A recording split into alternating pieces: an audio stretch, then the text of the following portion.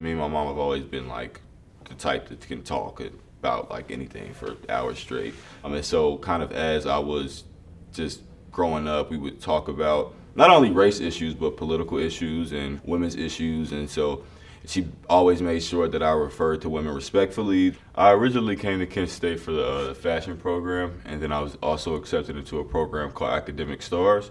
And so that was like a program where I basically spent my senior summer of high school at Kent State. And so I was very connected to the campus. The program that I applied for was SURE. And so it's a summer undergraduate research experience. And so me and Dr. Gooden began working together in the summer. And so we started looking at 68 through 74 and kind of how Black United Students was formed, how the Black Walkout came about, and what changes that brought on campus. And so we definitely wanted to make sure that we highlighted the different ways that our Black students kind of democratize not only Kent State's campus, but how we influence campuses around the world. I definitely didn't expect to win, so I didn't expect to win sure at all. I didn't really even expect to place. I was the last name to be called, and I think I was like looking at my shoes or something like that when she called my name, and then she called my name, and my head just like flung up, and I was like, what? And so it showed me that what I'm doing like really does matter, and that people do care about research going on in the humanities.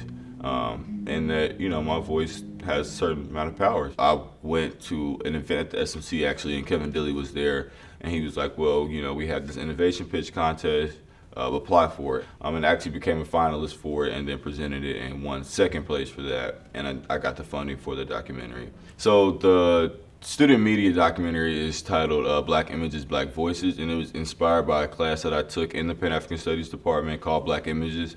And we kind of just looked at the ways in which Black people are represented in the media, historically, actively, like right now. And kind of one of the main things that I want to do is travel really up and down the East Coast and kind of see where the differences lie. So just different populations of Black people and kind of how they feel about where they're at currently in life, and not where they're at by like American standards, but the actual spaces that they're a part of, and do they feel included and represented in those spaces essentially. Kent State's one of the few schools in Ohio that has such a good Pan-African Studies program that really lets me learn about my history, and then I can also align it with my dreams and my goals and aspirations for film and writing.